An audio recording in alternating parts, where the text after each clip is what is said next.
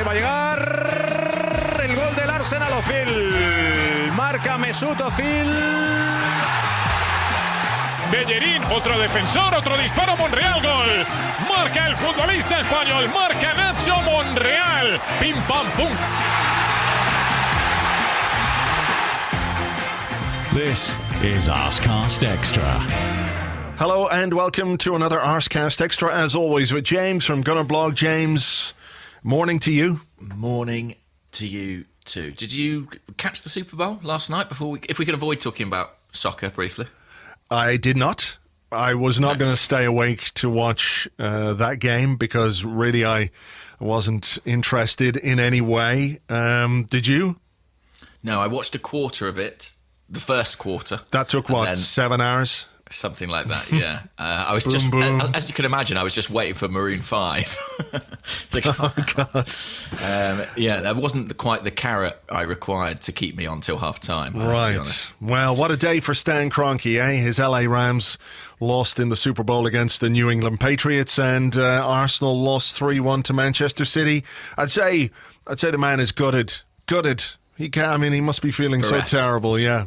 Sure. I know. Just on his 700,000 acre ranch in Texas, off which he evicted every other person and probably living creature, birds, deer, badgers, otters. Get off my land. It's Kroenke land only. Only Cronkies are allowed on here. I'm sure he's having a and terrible Jeremy Wilson, morning. maybe. Yeah, I don't know. I mean, it was... Yeah, I didn't see Stan, but I'm assured he was there. You said that a couple of people messaged you saying he was there. Yeah. It must have been some jet to get him from the City game to the Super Bowl in that time. Yeah, wow. Yeah, Concord is alive and well. Yeah, okay. Look, we better get on with it. And look, let me just state this for the record from the start. I had no expectation that we were going to go to Manchester City yesterday and win. I would have been absolutely delighted with a draw. So the fact that we didn't win is not really a big surprise to me. I suspect that's a view shared by quite a number of people in terms of what they were going into yesterday's game, their expectation levels and everything else. So why do you think there has been such an outpouring of angst in the wake of a game that more or less everybody expected us to lose? I don't know, to do the catchphrase. Because honestly, I don't really understand it. Like going into this game, I thought there was every chance we could get beat 4 or 5. And I think if you'd said to me pre-game it's 3-1, I would have said, well, that's sort of not that damaging, and I'll take that and move on. And I know that might sound like anathema to some people. It might sound like, awful that I would think that. But, I just am conscious of quite how big the gap is. And the game at Anfield, I think, illustrated the gulf between the top two and where we are. So I don't know why some people have taken it quite so badly. I think it's maybe just because of that, because it illustrates how big that gap is and it makes you aware of it. And you can look at a league table and you can be, fourth as we were earlier in the week and kid yourself that, second and first aren't that far away from fourth. But I think what a game like this does is kind of lay bare that those league positionings, they only mean so much because realistically we are not close to a title-winning side. Maybe that's it. Okay, so should then, in those circumstances, the angst at that situation not be directed more towards the people who are running the club rather than the manager or the head coach, as we like to call him? Or, is it a case that culturally or whatever, we're used to that guy being the guy who takes all the criticism and all the brickbats and everything else? I think there's something in that idea, definitely. Yeah. I think that everything that's gone on with Arsene Wenger over the last, I don't know, whatever it was, probably 5 years, maybe even 10, has kind of created a culture whereby we hold the head coach accountable for everything. And I think it's also just created like a culture of discontent where, we take shots. And I'm not saying that criticism of Emery is not okay. Like, I think it's all right to say, I don't think that was the right decision or I don't think that was appropriate. But it feels like we are constantly teetering on the precipice of sort of denouncing our coach as a fraud, you know? Yeah. I mean, I think there's something really interesting about what the last number of years under Wenger has done to the fan base. And I know it's very difficult to generalize, but it really feels like there is a complete lack of nuance when it comes to criticism of decisions as opposed to criticism necessarily of the manager himself, right? So you can say, I don't agree with the formation, or I don't agree with the setup, or I think he hasn't really improved us defensively. And all of a sudden you get people from the other side going, what, you're saying you want him sacked? And it's like, no, I'm just saying that, you know, in this circumstance, in this game, I didn't agree with that thing. Or in general, I'm not sure that we're any better defensively than we were last season. And that's an observation, and you can make that criticism, but all of a sudden there's this, like, it feels like people from the extremes come in and try and nullify what I think are, you know, genuine observations and criticisms that are about decisions and about the way we're playing and about the way we're performing, which aren't saying Emery's an asshole, Emery's a fraud, Emery should be sacked, Emery should be this, should be that, or the other. You know, it has to be possible, and it is, I think, possible to analyze what we do and how we do it and separate that from this perceived notion that you're somehow setting the dogs on the manager. I think it's really, really weird because, you know, I feel like Emery's inherited a really difficult job, has not been backed properly by the people at the top of the club, particularly in the wake of 3 very serious injuries to 3 very important players, 2 of them defenders, and defending is our big problem this season, and he has been given what to cope with that? Dinos Suarez from Barcelona, a guy who's played 20 minutes of league football this season, and that's what the club have given him to cope with the absence of Bellerin and Rob Holding. I think it's terrible, really, the way that he's been asked to deal with certain situations, and the lack of investment in January, I think, is awful as well. But you can think that and also think that there are things that he's doing which aren't quite right or good enough, in your opinion. You know, you're not, you know, being holier than thou or anything. It's quite odd. Well, I think, you know, the absence of nuance in a debate is not necessarily a new thing, and not something that's exclusive to Arsenal or exclusive to football. And we're seeing that, I think, in every debate that happens with Arsenal. I mean, think of, you know, Mesut Ozil and sort of the division that exists around any discussion of him. It's the same. It's polarising. People go to one extreme or another. And I think one of the functions of social media is that what you actually get is people end up in conflict who aren't really talking to each other. I use myself as an example. So yesterday, after the game, I put out a sort of pointed tweet being like, I find it unpleasant, this sort of culture of managerial blame at Arsenal. I thought that would be gone with Arsene Wenger. And in what I'm seeing on my timeline, that's not the case at all.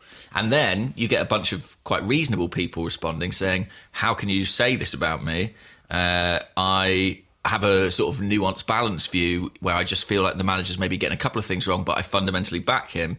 And it's like, in the end, people are sort of responding to things that aren't directed at them, you know? So like in the same way that you might feel people are jumping on your back and saying, you know, don't criticise the manager, they're probably not specifically directing that at you. It's just sort of an odd thing where the 2 extremes of the debate are the ones that get talked about, you know? Yeah, look, I don't care. I mean, I'm happy to write and say what I think about what's going on, you know? I think he's doing some things okay. I think he's doing some things not okay. And I absolutely believe he's got a very difficult job. And I think in some ways he's kind of struggling with the job a bit because of the circumstances in which he finds himself, because of the injuries, because of the lack of investment, because of just how big a job it was to take over from Arsene Wenger in the first place, with the kind of squad that he inherited and some of the players that he inherited. So, you know, it's possible to exist and think across the spectrum of what's going on, you know. So I don't know. Maybe I don't know how we cope with that, or what we do with that, other than to say, we will try here on this podcast and on the blog and everything else to maintain a nuanced view of what's happening, that if there are things to be critical of, we'll be critical of them, and if there are things that are worthy of praise, they'll be praised. But nobody here is getting the hatchets out for Emery, and just because you're critical of something doesn't mean you hate him or you're whatever. Some of the stuff that goes around it's weird. But maybe, you're right. It's something that exists not just in football or not just with Arsenal, but across society as well. So, look, we'll do our best to keep things straight and narrow. I think that is it. And I think, a lot of the time the environment we're talking about here is Twitter. And, it's not an original point to say 140 characters or whatever it now is does not lend itself to nuance. And I think... but it is unpleasant like that. Yeah. It's amazing how Arsenal fans have been through the kind of almost exorcism of Wenger and have still found a way to kind of be at each other's throats. Sure, but I think it's something that's highlighted or exacerbated in the immediate aftermath of a game as well.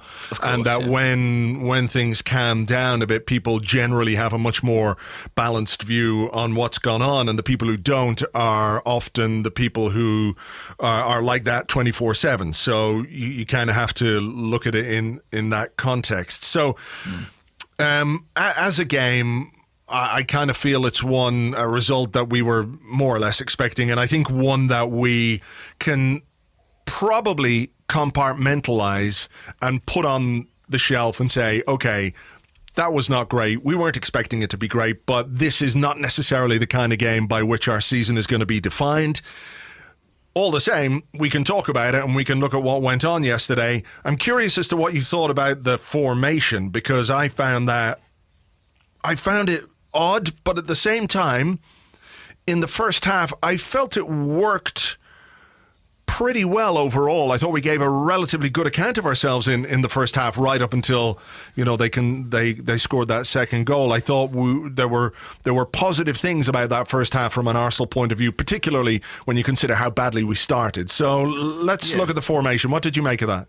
Well, it surprised me because when I saw the lineup, it looked to me like three at the back. With Lichtsteiner as a wing back and Monreal tucked in as an extra centre half, and it was actually a really sort of kind of old school two banks of four, which I thought worked pretty well. I mean, my view on the formation is I think he had to try something. I don't think we could have gone there with, the Arsene Wenger 4-2-3-1 and thought, let's take the game to City and go toe-to-toe. I think we would have been decimated. So I thought it was worth attempting something, and I could see the logic in terms of he had weaknesses at right back and he tried to put someone there in a way to protect them. Obviously that didn't pan out,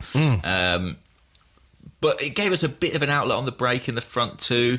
It was a very conservative tactic. I wouldn't dispute that, but I wouldn't say it was bad. And had we not conceded that goal just before half time, I think we would have looked at that as a pretty positive first half, given our record at City. Yeah, also worth pointing out that Guardiola changed things around a bit as well, didn't he, with the way that he used Fernandinho. So this tactical flexibility that we worry about sometimes with Emery, because we're not sure we're necessarily working off a platform or a structure that the players fully understand, because we seem to be playing a different formation or a different system every week.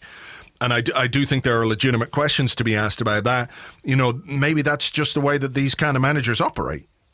Yeah, I think, the two sort of standout coaches, one maybe three in this league, are Pochettino, Klopp and Guardiola, and they do all alternate their formation quite substantially game to game. I suppose Klopp tends to stick with the back four, but both Spurs and City will go between a 3 and a 4 and, change the entire shape. So I think that is kind of the modern approach. I think these players don't necessarily look comfortable doing that, but I don't know if that says more about the players than the coach, maybe. Yeah, maybe so.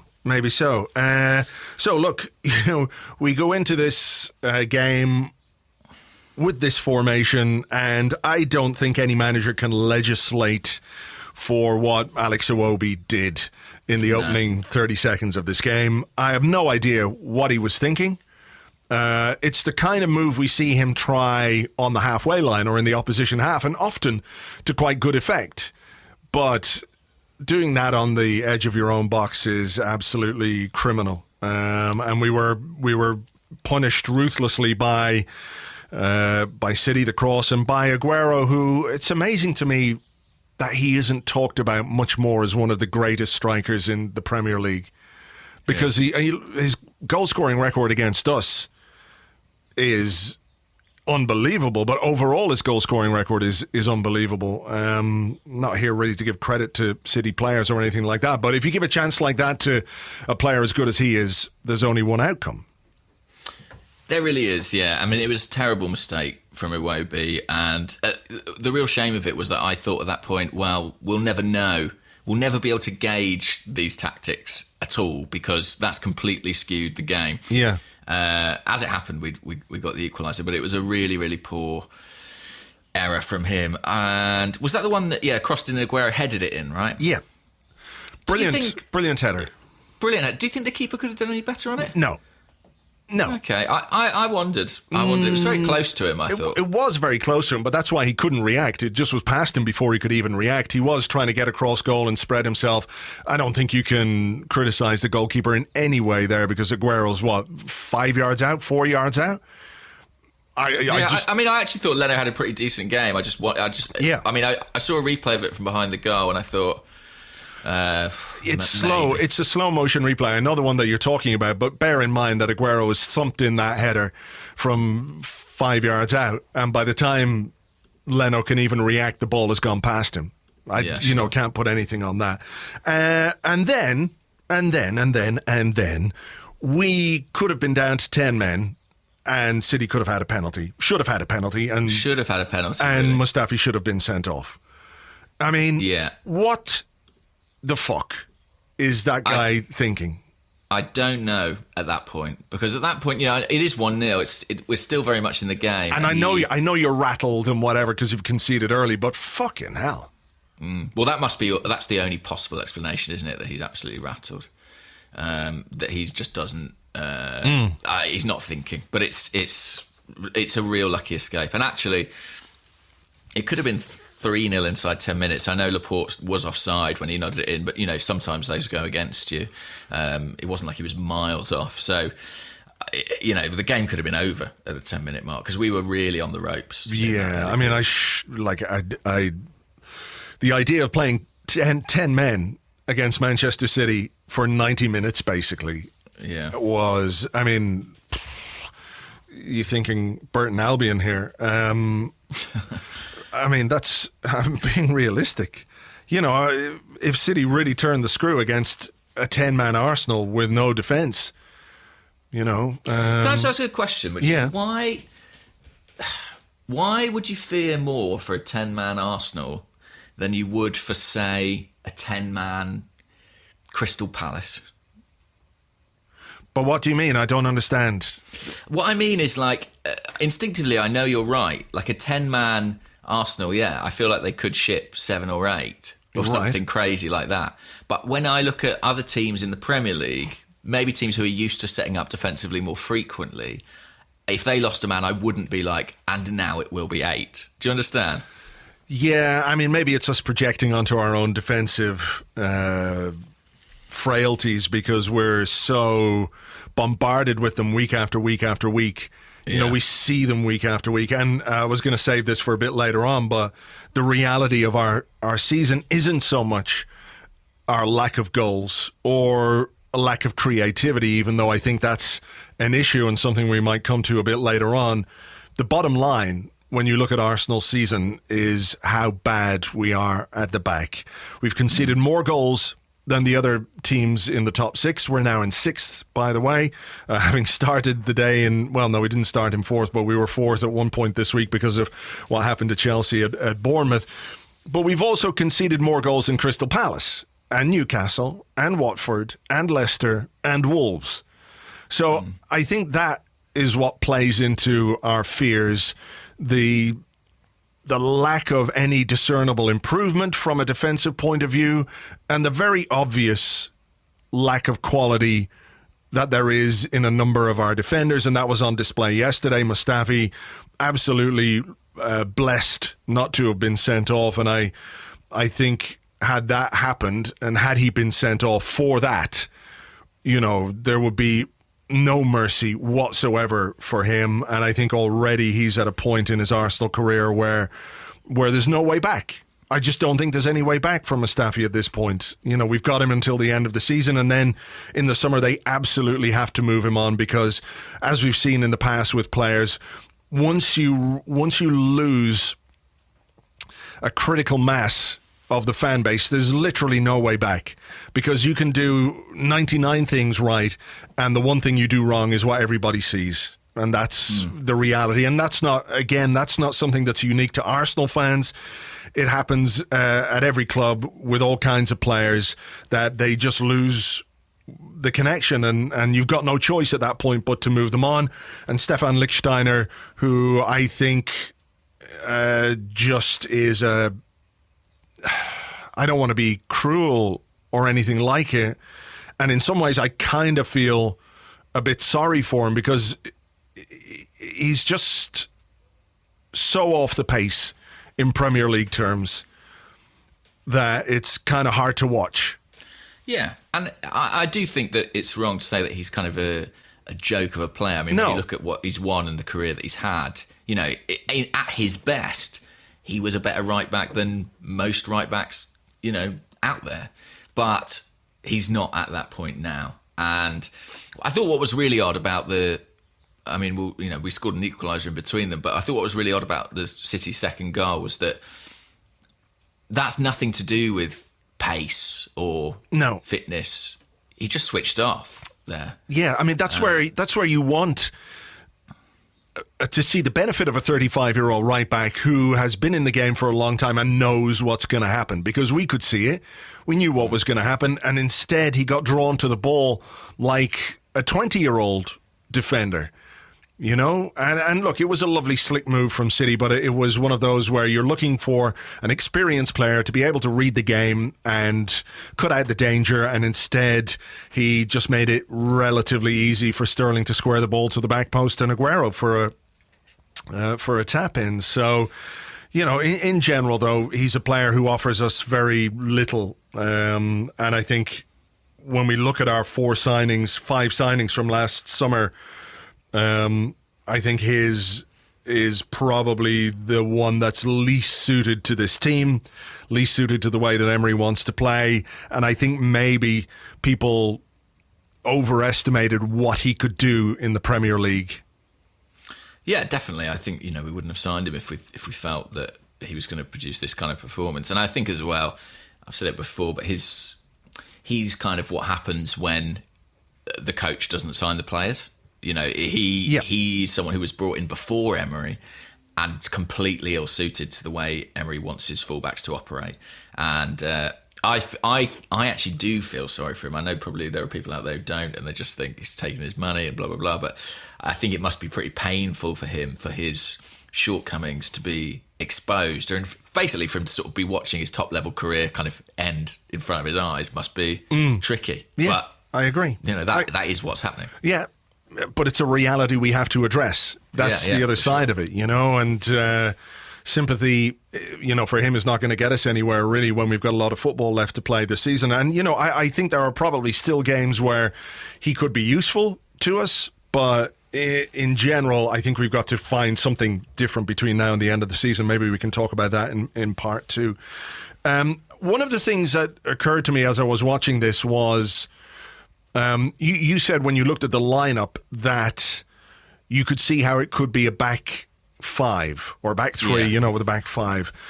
And over the course of that first half, despite the fact we gave a relatively good account of ourselves, it was obvious to me that we were getting pulled apart when City switched to play. Kolasinac was drifting way too far infield. I know he was trying to pack the midfield a little bit with the 2 players. Kolasinac and Iwobi attracted too far inside, left the fullbacks all over the place and scrambling to cope with City when they put the ball in those wide positions, which ultimately is where that second goal came from just before half time. Were you a little bit surprised that he didn't go back to a back 3? I mean, it was a point made by Gary Neville, I think, in commentary, that City used the width of the pitch so effectively that a back five can actually be quite helpful because it just simply enables you to have coverage. You know, they switch the play so quick, it means you don't get caught out shuttling across. And I did think that, and I must be honest as well, you know, when I first saw the lineup, one of my initial reactions was, are we going to get overrun here in the middle of the park? You know, we went with two strikers, left Aaron Ramsey out, and I did wonder if something like his energy might have been more helpful than a second forward, simply because, you know, I thought Torreira and Guendouzi, I'm sure we'll get on to Guendouzi later, but I thought they both did pretty well on the day, but they had a nightmare trying to keep track of City's runners. I mean, Guendouzi basically had to man-mark Kevin De Bruyne at times, and he ended up almost playing as like a fifth defender, you know, right in that back four when he was going backwards. So there were things about the shape that I do think caused us issues, and it was disappointing, I think, that Iwobi and Kolasinac, who'd been picked really to be sort of almost, you know, immediate cover for the fullbacks, I thought they didn't really do that job as well as you'd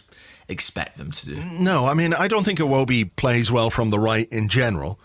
No. I don't think that's his strongest side. He's very rarely deployed as a traditional, what you might call right-sided midfield player, the way we used to see Freddie Ljungberg or Ray Parlour, for example, because it's generally been a long time since we played a 4-4-2, even if both of them, Iwobi and Kolasinac, sort of tucked in a little bit into the centre of midfield.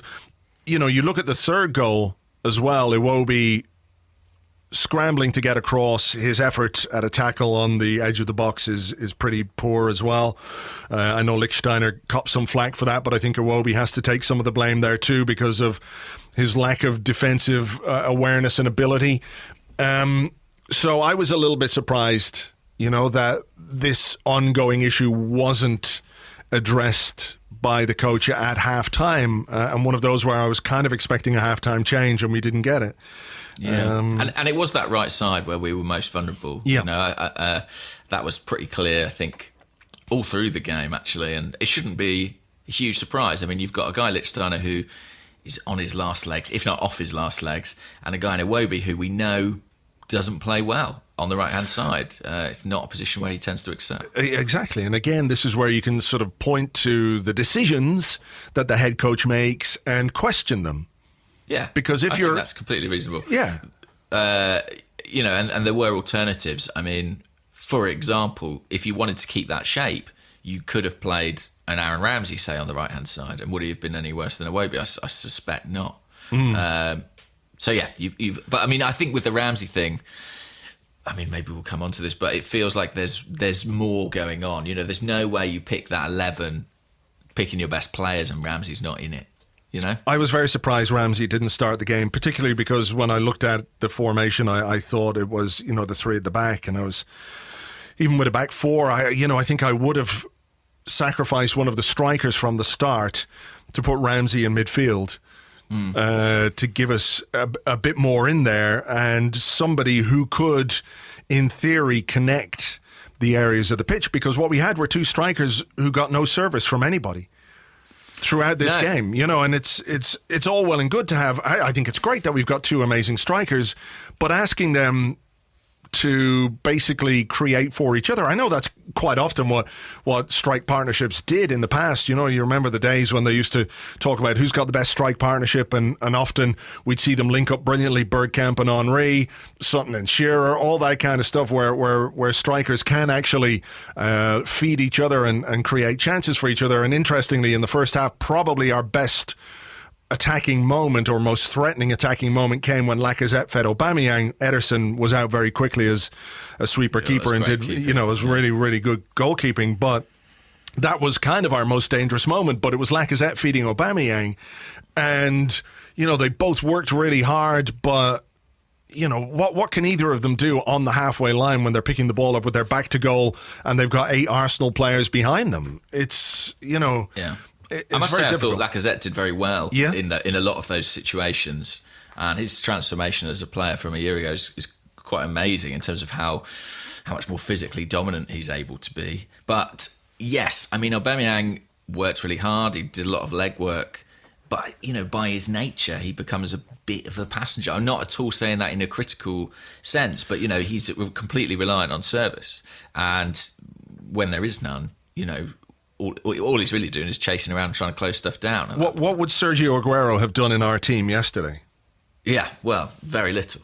Very, very little. So, it's not really about the caliber of the striker. It's about the way that you play or the ability to get the ball to the striker in areas where they can do some damage. And we know that Aubameyang is a clinical finisher, and we have nobody on the pitch who can create for him, really. Iwobi is probably the only one, but you're playing him to provide cover for a right back who's struggling, and that's not his game anyway. So... Yeah, I mean, you're looking to Iwobi and Kolasinac, and I mean, in pure numbers terms, those guys do produce chances for people. But in that system, do they?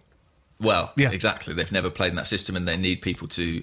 Certainly, Kolasinac needs people to feed him, and that guy, 9 times out of 10, is Iwobi, who in this game is playing right over on the other side of the pitch. So you've broken up a really effective partnership there, and that has been our best attacking weapon of late. I mean, the difficulty is, and I think this is sort of like the crux really of any discussion of the tactics in this game, is the balance. It's about the balance between defence and attack, and it's very clear we went into this game with a defensive emphasis. Yeah. And so the question becomes about how much attacking or creative talent, given the slightly ephemeral nature of some of the creative players we have, can you afford in this game with that plan, Yeah.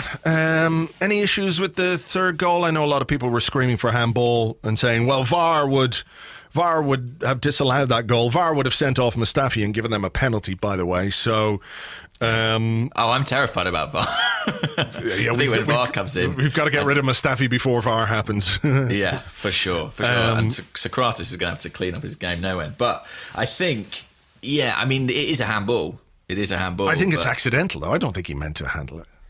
No, I think you're right. I mean, it's a sort of curious loophole in the law, though. Like, if it's accidental, but you put it in the net, is that a goal? Do you know what I mean? Ask Lauren Koscielny and ask Burnley fans how they feel about that. That's true.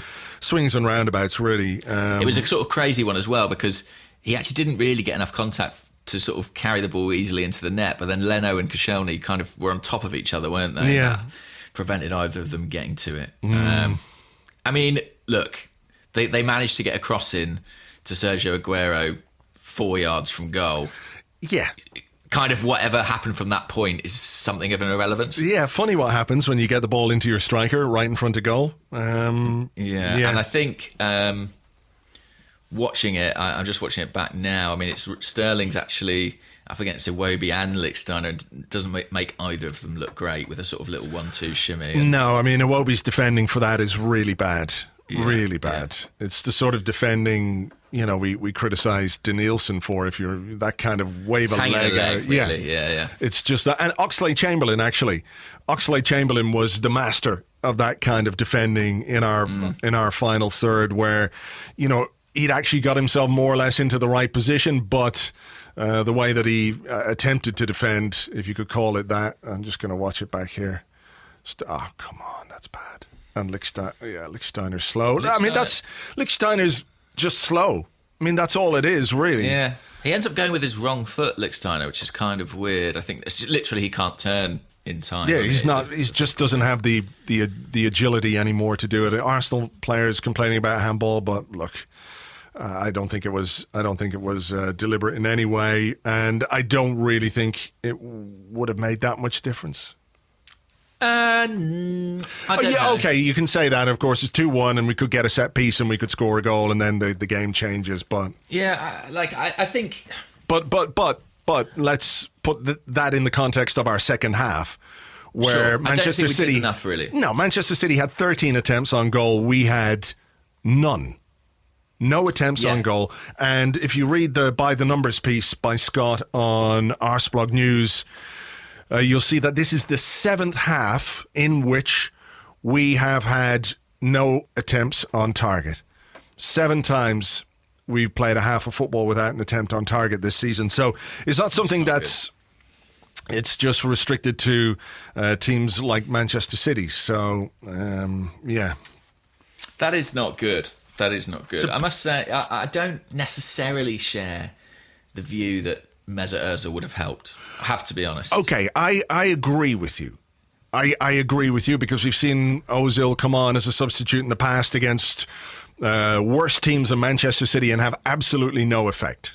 And he came on in this fixture last season, and I went back and sort of looked at it, and we were all up in arms saying he had no influence when he came on, didn't affect a big game, blah, blah, blah, blah, blah. I get it, but I think there's something...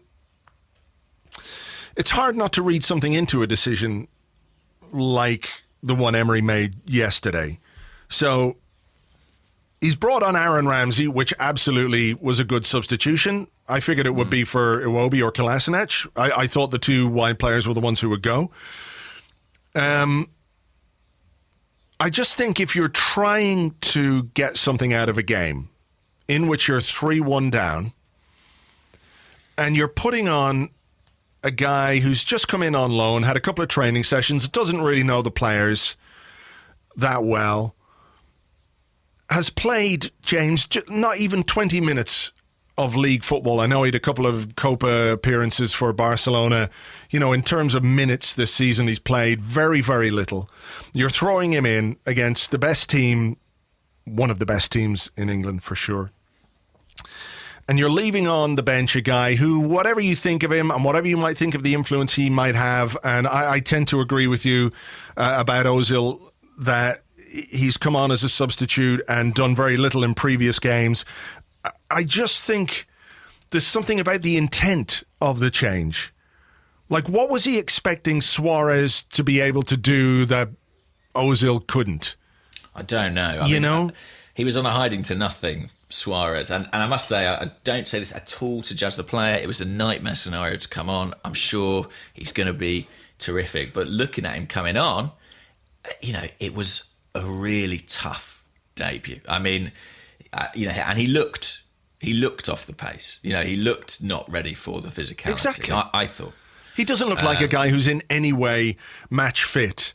And interestingly, he doesn't look like a guy necessarily who's going to give you some of the things Mesut Ozil doesn't. That's just at first glance. Yeah, of course. I'm not making any judgment on him as a player. I just wonder what Emery was really expecting from him. What was he expecting him to come on and do in those circumstances?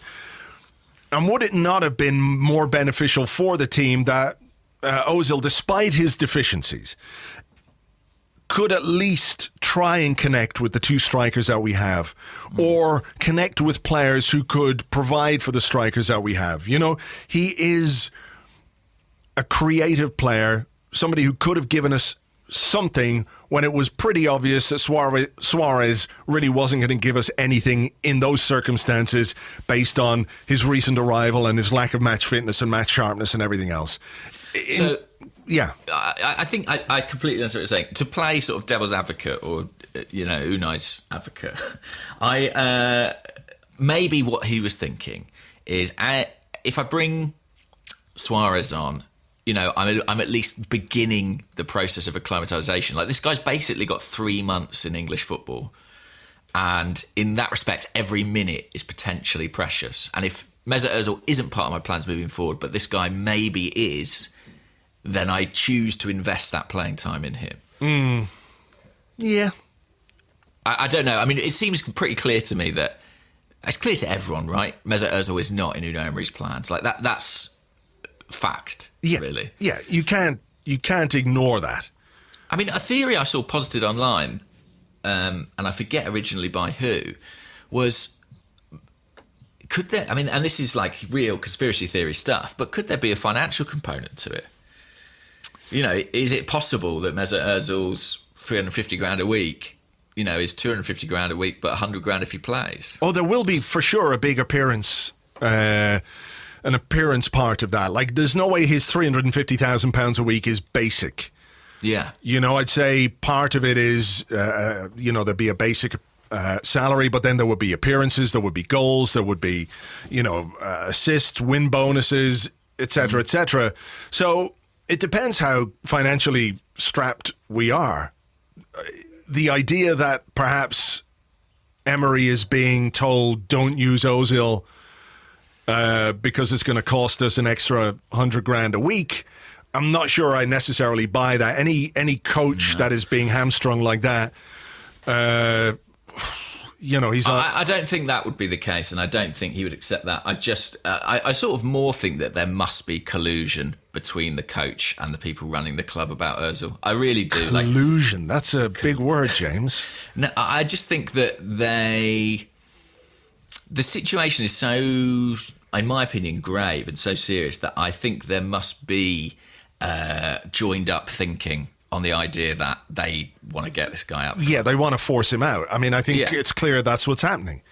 They want to force him out. They want to make him so uncomfortable at Arsenal, despite his salary, that he has no option if he wants to play football than to go somewhere else and maybe accept terms which aren't as favourable, or Arsenal might have to supplement whatever he's getting at another club, a golden handshake. Or if there's a transfer fee for Mesut Ozil, then Mesut Ozil gets a chunk of that transfer fee. I think it's pretty clear that's what's happening. But in the very short term, it's not helping us win football games. And, people will say Ozil played for 75, 76 minutes against Cardiff the other night and wasn't great, which is true. So, it's kind of one of those where when a player is, when a player's out injured and you're waiting for him to come back, and exponentially he becomes a better player week after week after week, particularly when a team is not playing as well. The Mavropanos effect. Yes, exactly. And look, we've seen it with countless players in the past. I think Liverpool are experiencing that with Oxlade-Chamberlain to an extent as well. Look, it's a shit situation. We've been over it countless times. It's a shit situation. I don't know what. I know. I think it's an interesting discussion. I mean, I feel like I am ready. Personally, I'm like ready for that to be over. I'm like, if it's up to me, if there was a way to get Ozil to leave the club in January, I would have taken that route. And I know it was talked about potentially with this loan to PSG, simply because I feel like it is quite toxic and it's clearly not going to work, I think, between the coach and the player. And if I was so invested in the player that I was like, he's our best chance of success and, he should be the man the team's built around for the next 3 or 4 years, then it would be different. But I think we've seen teams built around Mesut Ozil to an extent and they haven't delivered what we want. So I'm ready to start a whole new project. Yeah. The problem is we can't start that at least until the summer. Yeah. Yeah. And what happens between now and then? Like, I don't believe that Dinos Suarez or Alex Iwobi are better footballers than Mesut Ozil. No, I'm not so crazy as to suggest that. It's just clear that they somehow fit into the manager's idea better. But then I know what you're saying. But then, how does Iwobi somehow fit into the plans better by playing him as a right-sided midfielder and asking him to do a job to which he's really not suited and basically not very good at? Yeah. I think if we talk about Emery being a pragmatist, he's going to have to be a little more pragmatic with Mesut Ozil. Well, I think I was just going to say, where it breaks down for me is when you look at this different treatment of Ramsey and Ozil. I mean, Ramsey is not starting every game, and I do actually have some sympathy with that, because I think, if you played him every week and you built a team that worked with him and then at the end of the season you had to replace him, I think people go, well, why did you invest all that time in Ramsey? I do think there is a logic to, I'm not going to make this guy the kind of central element of my team. Sure, but can you not then identify a Ramsey-style player to replace Ramsey if you discover that playing Ramsey actually works? It's much easier to find that kind of a player than to find another Mesut Ozil. Yeah, I don't know about that. I mean, I don't think either's particularly easy. But what I was going to say is that despite all that, I do think Emery does use Ramsey. I mean, he brings him on in big games. He starts him in big games, as he did against Chelsea. And it's difficult to escape that idea that the reason that he's kind of content with using Ramsey is because Ramsey's future is already settled. The contract was sorted out in November. In some respects, he kind of knows what's happening there. Whereas with Ozil, I think I do really believe they're sort of saying to him, look, you've got to go, and it's going to cost you. And, have you seen the Sunderland documentary on Netflix? No, I haven't. There's a bizarre, I've only seen about half of it, but there's a bizarre scene in it where Jack Rodwell, who Sunderland consented to pay, I think, £60,000 a week when they're in the Premier League, is the only player who doesn't have a relegation clause in his contract. So they go down to the Championship, and Rodwell, who's not in the team, is earning 60 grand every week. And the chief executive calls him into his office and says, you need to think about what this is doing to the club. You need to quit, basically. You need to tear up your contract and walk away. It's unbelievable. I've never seen anything like it. And Rodwell comes back and he's like, I'm not going to do that, actually. I'm going to stay because you sort of decided to pay me this money. And it kind of made me think a little bit of the Ozil situation. I'm not suggesting that anyone's doing that to Ozil, but I think I think that's the message, isn't it? Yeah, I think it could well be. Well, look, let's move away from Mesut Ozil because that's a subject that we've done to death and probably will continue to do before the season's over. Yeah, I don't think over. No, it's definitely not. It's definitely not. But Matteo Guendouzi, I think, before we move on to part two, deserves a huge amount of credit for what was an absolutely fantastic display in very difficult circumstances against a very good team. In an Arsenal team that didn't play particularly well, I thought he was absolutely outstanding. And a couple of weeks ago on this podcast, I raised some concerns about the fact that we were expecting an awful lot from a 19-year-old player. It wasn't to denigrate him as a player, but just concerned that maybe we were asking a lot of a guy making the big step up that he made up. But man, he was brilliant. I thought he was absolutely fantastic yesterday. Superb on the ball. In the first half, I think he ended the first half with 100% pass completion.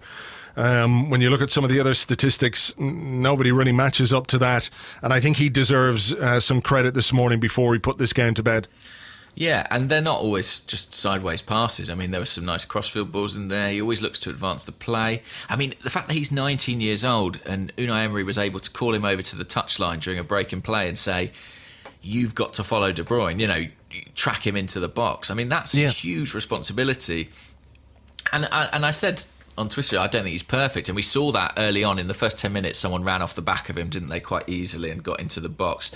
And he does have to improve his defensive awareness, I think, if he's going to play that position in the long term. But his overriding characteristic, and I think the reason he's so exciting and made such huge impact, leaving aside all the technical stuff, I think the force of his personality is quite extraordinary. I mean, he is not daunted by anything, by any opposition, by any occasion. He goes out there and plays his game, and since he's walked into the club from League Two, he's acted a bit like he owns the place. And I think, it's one of those intangibles. In a good way, I think you're saying here. Yeah, absolutely, yeah. It's startling confidence. And I think that's something that the best players have. And I think another factor with him is, inevitably you compare him to kind of previous teenagers who've broken through into the Arsenal midfield. Aaron Ramsey, Cesc Fabregas maybe one, but when you think about Cesc coming into, he was coming into the Invincibles. He was coming into a team with loads of structure, with really experienced guys alongside him, winners alongside him. And I know he was younger than Guendouzi, but Guendouzi's come into a team in a bit of disarray, really, in a period of transition. And he's absolutely made his mark. I thought this was a standout performance. And in Sven Mislintat's last week at the club, it's one of those things that makes me slightly rueful and slightly regretful because he shows what can be done. If you find these gems on the transfer market, and that has to be the way we go about it. And I worry that we might have lost the guy best suited to finding them. Well, exactly. This to me was always going to be our way of becoming truly competitive again, because we understand that we're not going to spend huge amounts on players. We're not going to be able to do what Manchester City do. We're not going to be able to do even what Liverpool do because we don't sell well enough yet to sell a player and reinvest. And someone like Guendouzi and someone like Torreira, both of whom were identified by Mislintat, those are probably two of the signings of the season. And you wonder how our recruitment is going to go this summer without Sven, and people can say his record is patchy, but on the basis of what we see from Guendouzi yesterday, those are the kind of players that we need to bring into this club to begin that process of regeneration, that you're talking about, to move to a different era. I think if you're looking for any signs of encouragement, and it would be nice to find some after a sort of disappointing defeat like that, I do think the fact that you look at Lucas Torreira, he's 22, you look at Guendouzi, he's 19.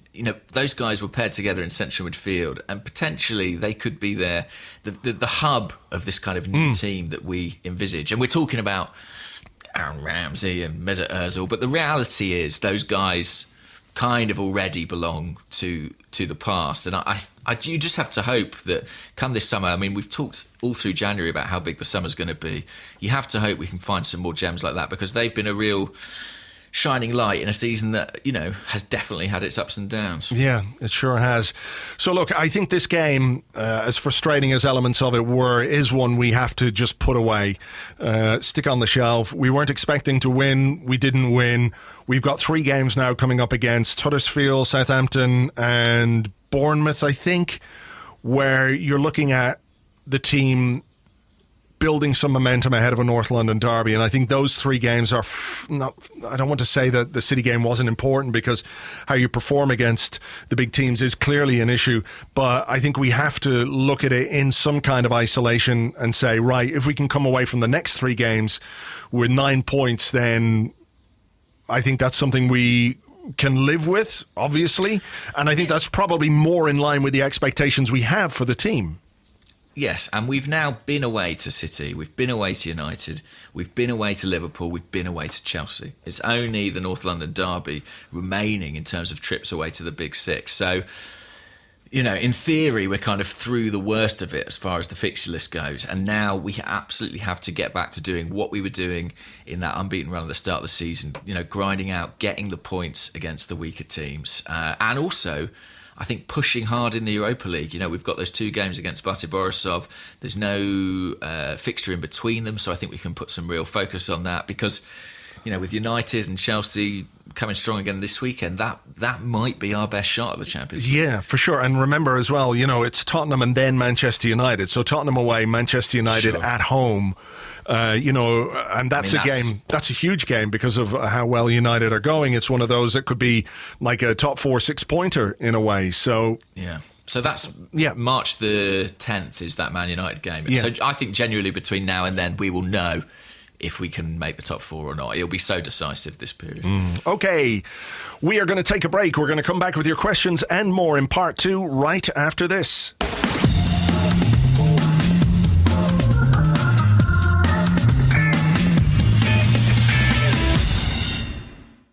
Welcome back to the Arsecast Extra. This is part 2 of the show, where we answer questions that you send to us on Twitter at Gunnerblog and at Arseblog, and also on the Arseblog Facebook page, facebook.com/the Arseblog. Quick question here from Matthew Schultz, who's at Matt Shue, who says, when you take the break between part 1 and part 2, what are you doing and for how long? For the listeners, it's a 3-second jingle, but for you, who knows?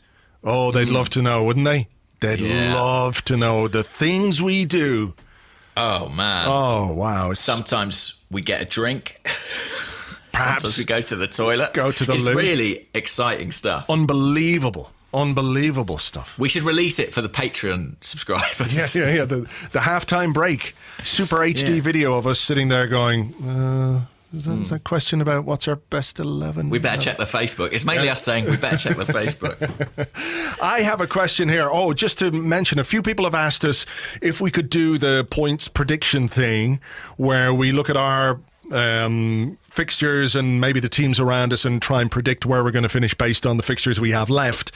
After these next 3 games, against Huddersfield, Southampton and Bournemouth, that will leave us with 10 games left to play, and I think that's probably the right mark at which to make the predictions, not just for our games but also for the teams that might be in contention to finish in the top 4 along with us, which are probably Manchester United and Chelsea. So after these 3 games, which hopefully we'll take 3 points from in each of them, we'll sit down and do that. But here's a question to start off with from You think I would have had this ready? The other thing that we do during the break is we make sure that we don't have any questions ready for hide all the questions. Yeah. Fuck. It was right here. Okay. This comes from Arsenal, who's at Gunnar Taj, who says, can you discuss why you think our fan base are panicking when we're only 16 points off last season's total, with 39 points still to play for and only 2 of the top 6 left to play? Surely we're in good shape, only being 3 points off 4th at this stage of the season. And he says, sorry, some of the fan base. Yeah, that's a good little amendment. I mean, I think it is a fair point. I think we're better off. I think I'm right in saying we're better off points-wise than we were after this many games last season, and we're closer to the top 4, certainly, than we were at this point last season. I think maybe the panic. Where does the panic come from? Maybe the fact that, you know, United and Chelsea, we're kind of reliant on them to slip up, and they both look like, you know, Chelsea have brought in a striker, which might give them a bit of momentum. United look a different team under Solskjaer. So maybe we are just sort of sensing the door closing on us somewhat. But I think a lot of it is also to do with the unbeaten run in the first half of the season. I think that created or shifted expectations a little bit. And then maybe what's followed has been a bit of a reality check, you know? Yeah, I would agree. I also think, you know, the defensive issues that I mentioned earlier on are prevalent in everybody's thinking when they think about this team, and the ability to concede goals to almost everybody at any moment. That's an issue which hasn't gone away, and I think it was one which people probably hoped would have been better at this point of the season after 6 months of Unai Emery. We're not defensively any better than we were last season, and that's a reality, and that's a difficult reality to have to live with when you are trying to do something that's already very difficult. I also think panic is not necessarily the word I would use, but I also think that the fact that we are switching so often between styles from game to game isn't allowing people to get comfortable with what we're doing. I think Tim Stillman wrote a really good piece for his column last week on Arseblog. The title of it escapes me now, so I'm just going to go back and look at it so you can view it on site. It's on arseblog.com, and the title of it is Down by the River, and it touches on the lack of identity in some ways, which makes it difficult to get behind things when you can't really see what's going on. Or any consistency in what we're doing. It makes people worry. You know, if you can see that we're trying to do this and it's not quite working this week, and it's a bit better the next week and a bit better the week after that, and you can see some tangible progress, you know, it makes it easier to deal with things when they don't necessarily go as well as you would like. Whereas constantly shifting formation is, I think, part of what makes people worry, because it feels in some ways like it's Emery scrambling around trying to find solutions to problems that we can all see, you know, which is maybe ties into this question, if you don't mind me going again, from Angus Kwong, who's at Angus__Kwong, who says, what are your views on Emery from being a protagonist at the start of the season to adopting a slightly underwhelming pragmatic approach? Well, just to jump back slightly, personally, I think that the sort of anxiety about the formation changes is a bit misplaced, because I do, as I said at the top of the show, I think that, you know, a modern coach shifts formation quite often, and the identity is not contingent on the formation.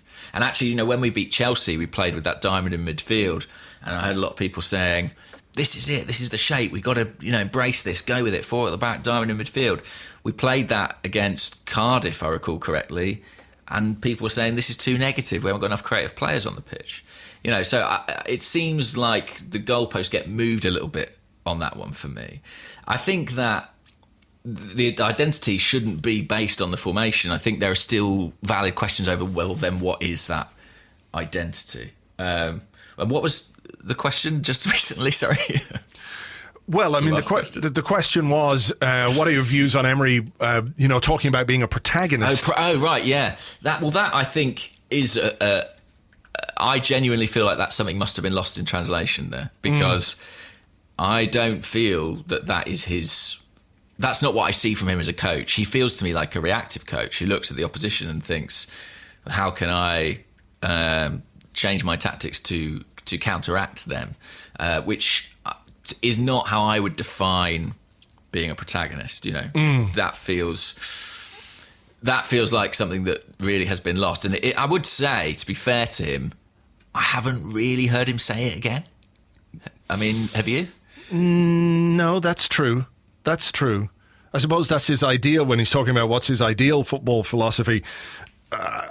We've spoken throughout the season, and other people have made the observation that he maybe can't play the way he wants to play with the players at his disposal.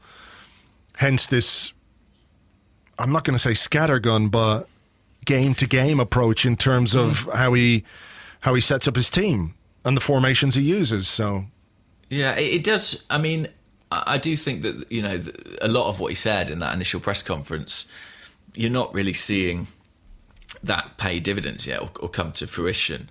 I mean, this question from Goomba, who's at Remy Goomba, says, what is Emery's value add at this moment in time?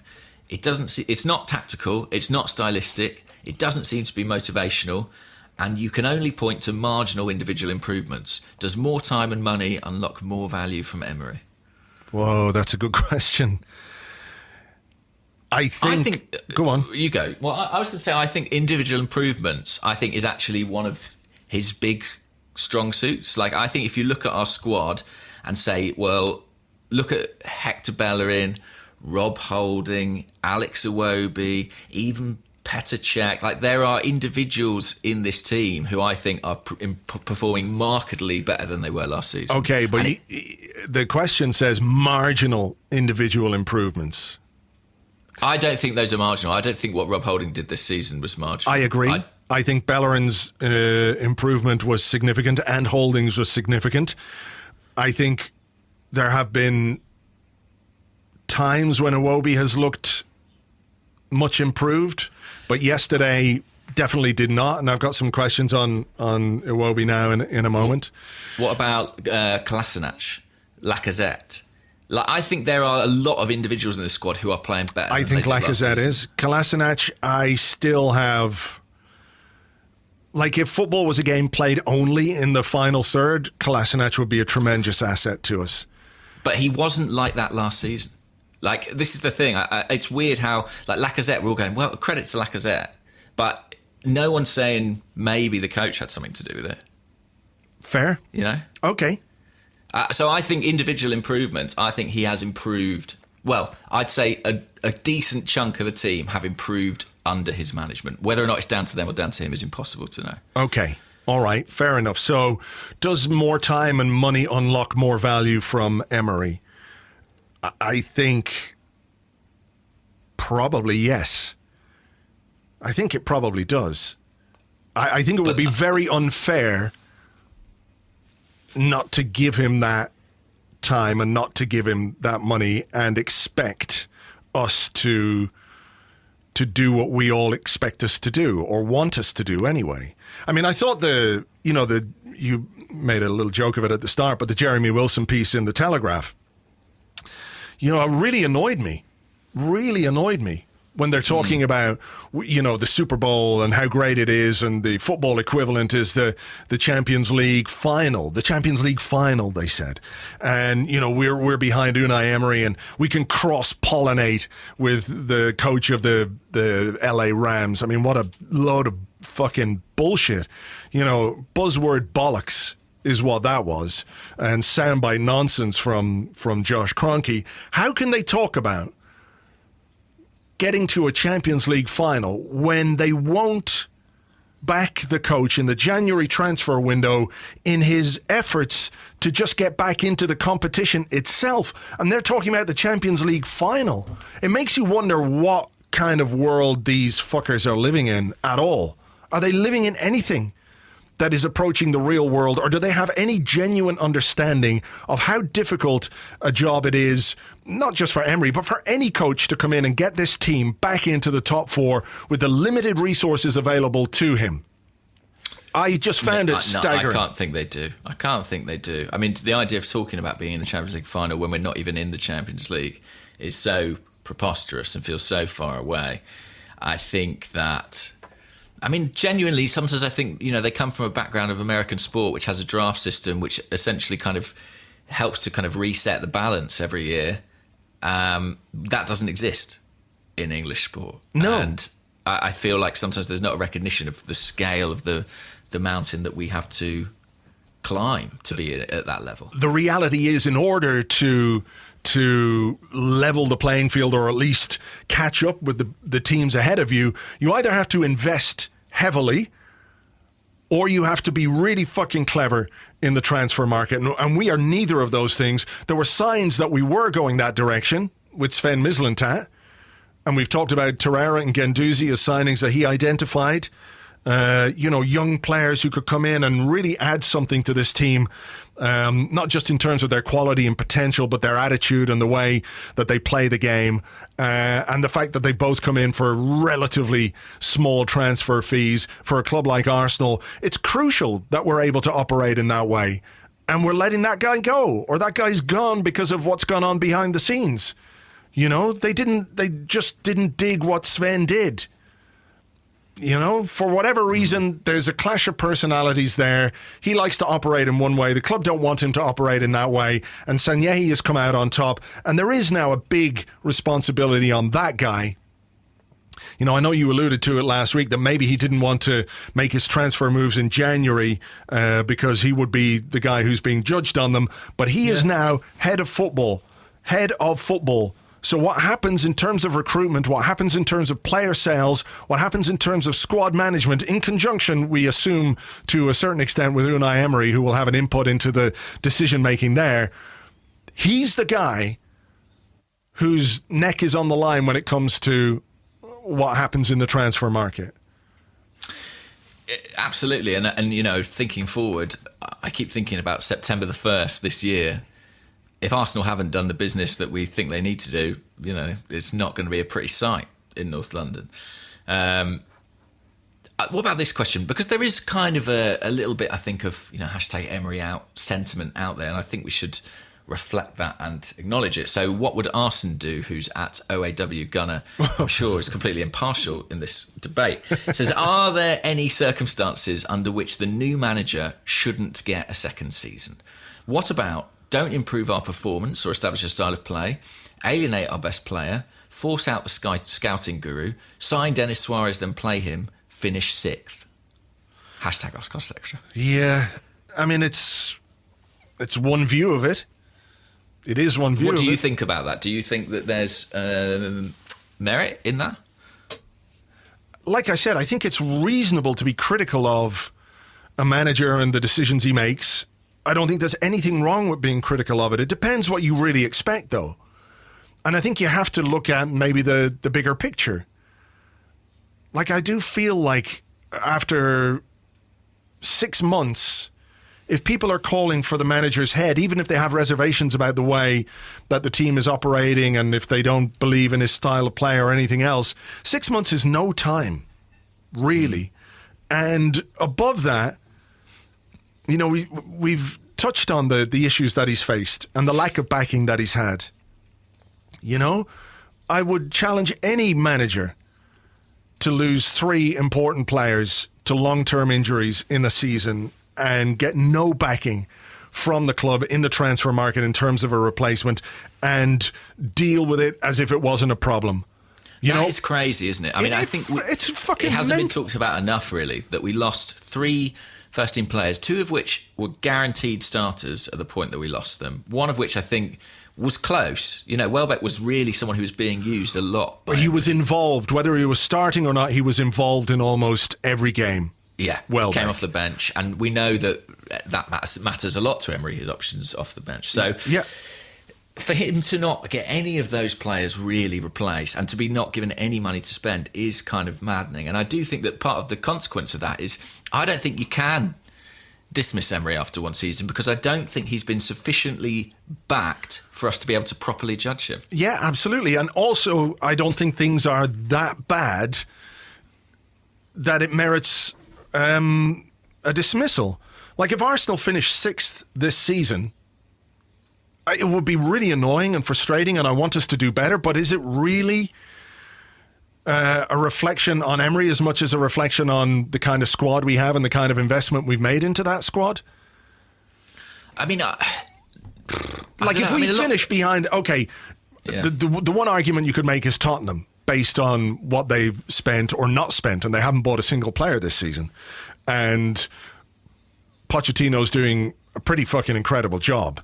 And they're a very annoying team right now because of all the late goals and the late wins that they're getting. But he has been there for 3.5, 4 years. Is he longer than that?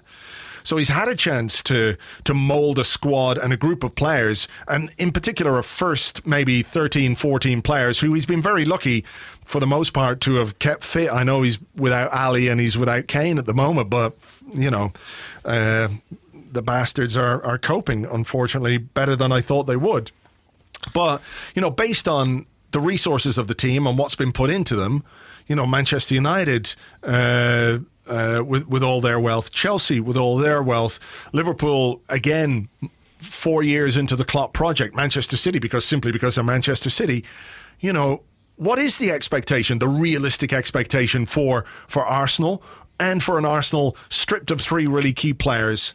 And I don't think as yet we've really felt the repercussions of Bellerin's injury yet, because he's only been injured a couple of weeks, No, I mean, I think that will come home to roost. But that is the problem. If we do finish 6th, I mean, a lot of people at the start of the season probably would have thought we'd finish 6th. A lot of people probably think we've got the 6th best team. So I don't think he's dramatically underperforming, Emery. He's just not provided, a miraculous solution, which maybe there's someone out there who can, but I think you've got to give him more time, really. I think you do have to, and I think you've got to give him backing. And I say that fully in the knowledge that he might not get it from a financial point of view. Yeah, I mean, did you see the stories? I don't know how accurate they are, but, the idea that we'll have money to spend in the summer, but it might only be 40 million.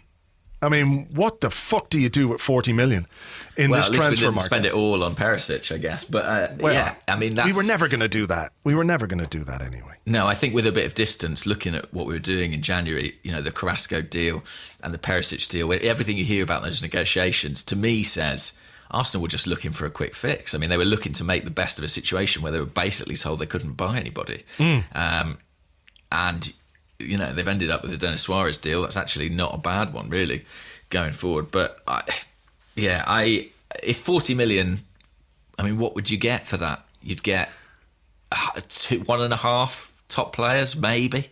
Maybe. I mean, I use the word top very loosely, to be honest. Well, I mean, we got Lucas Torreira for 26 million, and that's a very good deal. That's a very good deal. Well, the thing is, you could get a Torreira and a couple of Guendouzis if you've got the scouting team. Yeah, well, that's exactly it. And I do wonder what happened in January was affected by what was going on behind the scenes. Like it's been made clear to me that the Sven issue has been ongoing for some time. This wasn't just a thing that happened all of a sudden. It's been happening for a while. So maybe Sven was the guy who could find you a young right back that we could have brought in. If we don't have anyone at youth level, maybe there's somebody on Sven's list who could come in and, play for the rest of this season and do a better job than the options we have right now. And when Bellerin is fit, he's behind Bellerin in the pecking order, but then you have a fight and a competition between those two players. We did have this question from Matthew Cooper, who's at Cooper M on Twitter. And he said, if Emery isn't backed in the summer and we don't make the top 4, then what was the point of sacking Wenger? And I would just say, in answer to that, I don't think anything this season changes for me that decision, because ultimately, whether Emery's the right man or he's not the right man, we are at least on a path forward, a path towards change. And I do think I would rather watch us doing this season than any of the last 5, really. Yeah, I agree. If Emery is struggling this season, it doesn't mean that Wenger should have stayed, because his struggles were particular. He had kind of lost the dressing room a bit, or the messages that he was trying to get through on the training ground weren't getting through. You think about how bad we were away from home last season. We've been better not brilliant, but better on the road this season. We're still only 3 points off fourth. We're still in the Europa League. You know, it always feels more gloomy after a defeat. And I think as well, the fact that the gulf between us and Manchester City was so obvious in the second half yesterday, it's natural for people to feel a bit downhearted and a bit disenchanted by that.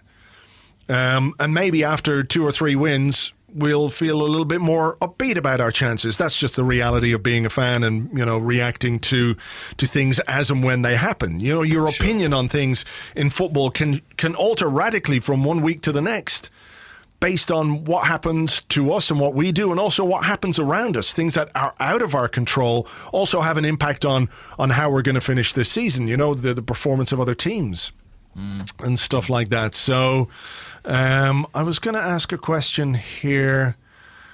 Okay, this one comes from Nicholas Kardahi on Facebook. We've all seen Iwobi come in the side and we hailed it and saw a young talent that could flourish. Since then, do you see Iwobi's progress in the way that we imagine? Does he have a place in our future, and should we sell him? And there's another one. Hang on, let me have another one here. I just... I'm just going to try and find it here because it was on Facebook as well.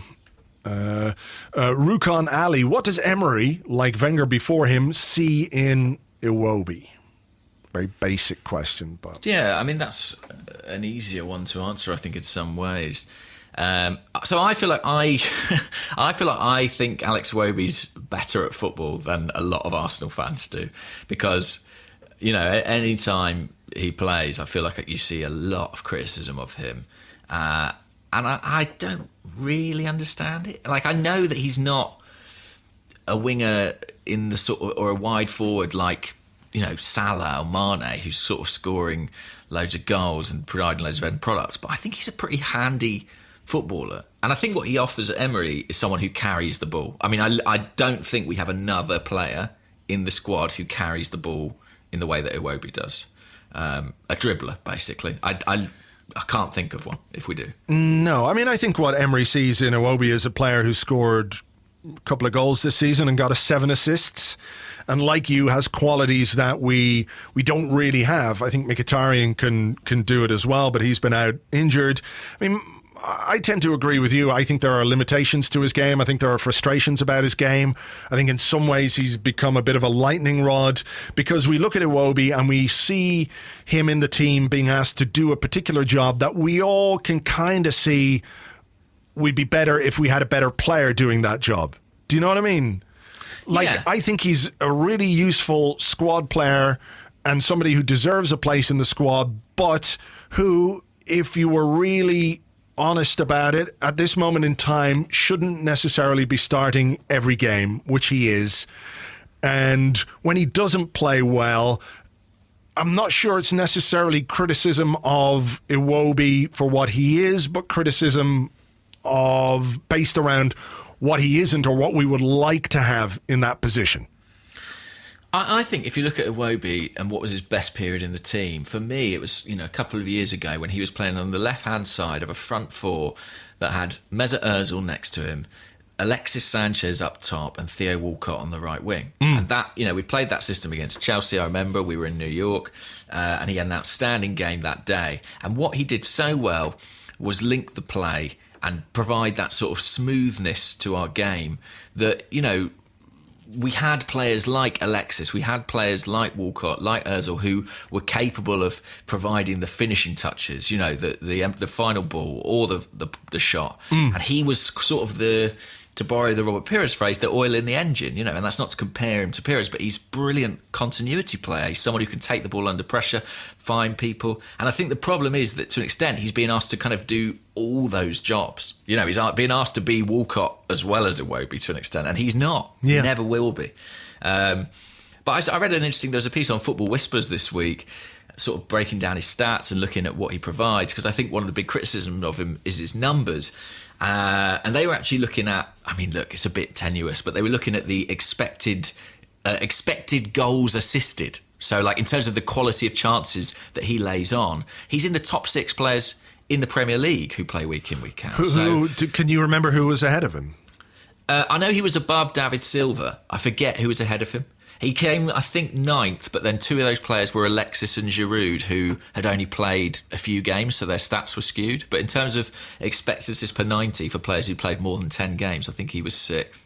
So, it's not like he's not doing anything. And I think his partnership with Kolasinac has been... I think people get irritated because we're reliant on it.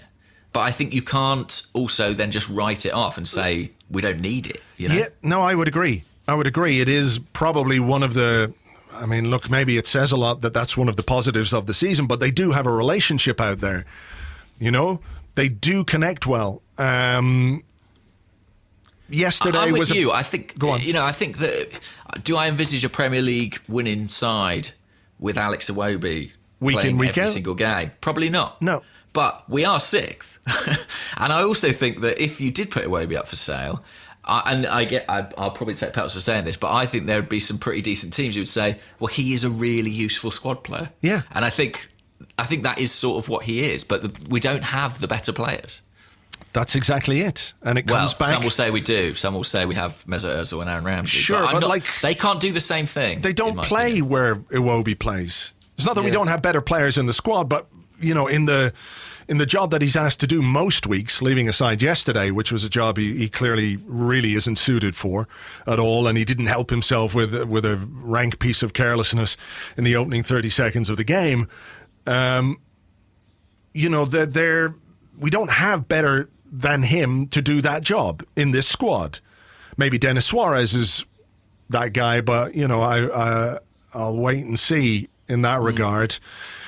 So I think it's more about what we don't have, and when Iwobi is the guy trying to give us what we don't have, people get frustrated with that. I think he's a good squad player, and I think again he's maybe the wrong target for some of the outrage. Just a question quickly here. I know we talked about Lichtsteiner a lot in the part 1, but this is Nicholas Arn, who says, if I'm not mistaken, all of City's goals came down our right-hand side.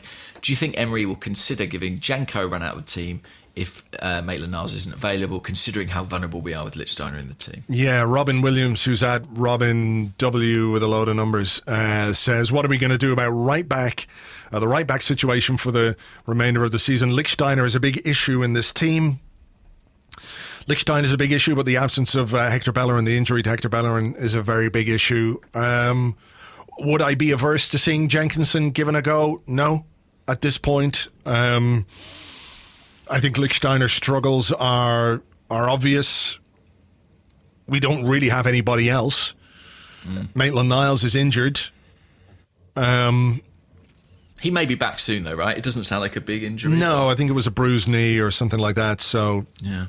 He could well be back, and he's certainly the other option. But, in the absence of anything else, what can we do?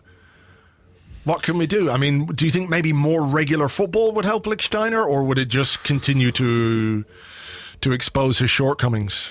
I think, we know that Emery would, I think, rather play Maitland-Niles. He did, didn't he? When the opportunity arose, he didn't put Lichtsteiner back in. It was the United game, wasn't it, that we first had to play without Bellerin. So I think Maitland-Niles is the number one choice, and I think that's probably right. I mean, both Lichtsteiner and Jenkinson, kind of continuing a theme, don't really belong to Arsenal's future. Yeah. Maitland-Niles might, and for that reason, I'd sort of rather see him given a go. Okay, just following on from that, Anuraj Bhagat, who's at Anuraj Gunnar, says, is it time to give Mavropanos some game time over Mustafi? Because it surely couldn't get any worse.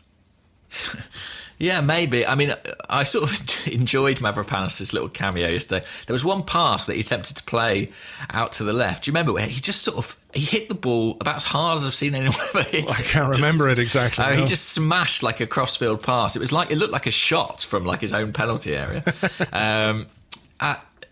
Listen, I think that Mavropanos is presumably the reason we didn't buy a centre-half in January. It's the only discernible reason. And I think given that, I think you've got to give them a go. At some point, you've got to find out what we've got on our hands here. And I don't believe he can be worse than Mustafi. So, I mean, it looks like Mustafi's not got a serious injury yesterday. He does, without wishing to be cruel, have a bit of a habit of picking up injuries in problematic games, I seem to recall. He has this weird tendency to look like he's really injured and then limp around for a bit and then be fine. And it's not just in problematic games, it happens to him quite regularly. And maybe that's a credit to his durability or whatever else you might want to call it.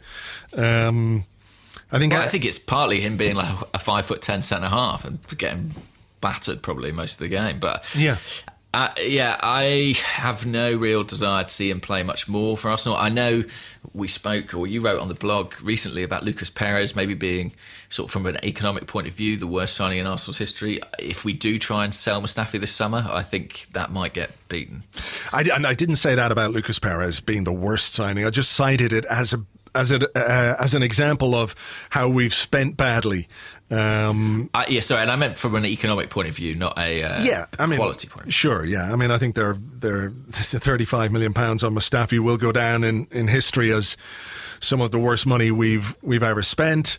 If Mavropanos is fit, let's give him a crack.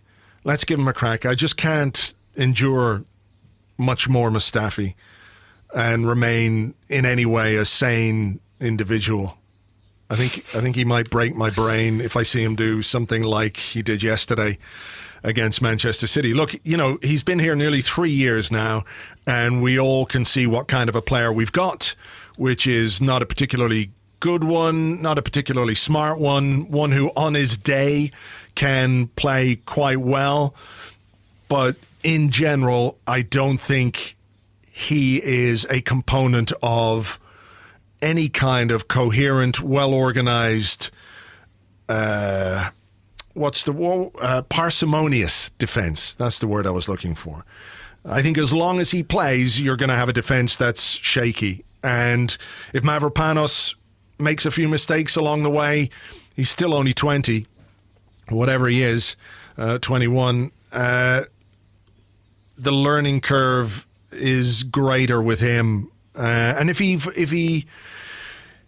doesn't do it when he comes into the team and we're forced back into playing Mustafi, then it tells us something more about what we need to do this summer. Remember, Socrates will be back as well towards the end of February. Also, in the meantime, let's give the guy a chance. Let's give him a chance, see what he can do. We've got 3 games against, on paper, relatively...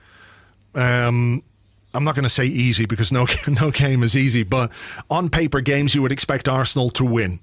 So if we can't try him in those games ahead of a guy who has consistently shit the bed, then when can we? I think that the one thing counting against it, really, I think, is the loss of Bellerin. In that, Mavropanos will be playing as the right-sided centre-half, and maybe Emery would think, can I put Mavropanos and Maitland-Niles as half my Mavropanos and Jenkinson? Exactly. So, I mean, to be honest, I'd rather see Mustafi at right back. If that's the way it worked, if he's shunting him as right back. No. Just no. No. No.